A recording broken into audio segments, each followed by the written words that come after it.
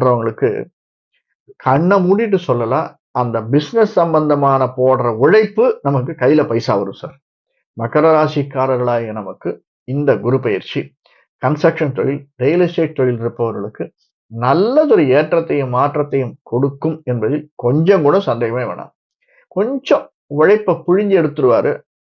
சனி 3ஆம் வீட்ல குருவினுடைய வீட்ல இருக்கிறதால, ஓடுற இடத்துல இன்னும் கொஞ்சம் எக்ஸ்ட்ரா மைல் ஓடணும் அப்படின்னு சொல்லுவாங்க இல்லையா? அந்த மாரி எக்ஸ்ட்ரா மைல் அப்படியே ஓட வச்சுருவாரு.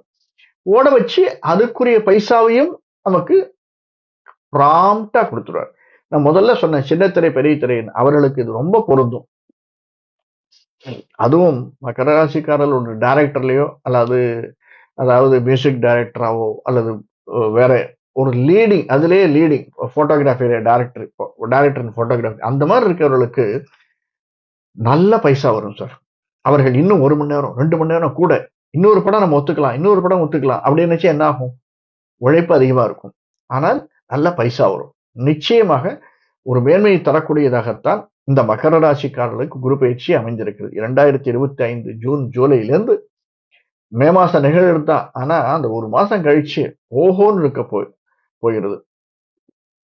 கன்ஸ்ட்ரக்ஷன் பார்த்துட்டோம், டூரிசம்.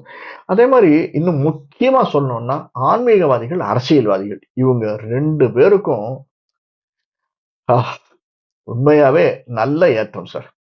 இந்த 2025 அக்டோபருக்கு மேல அவங்க வச்சது தான் சட்டம். அப்படியே மணி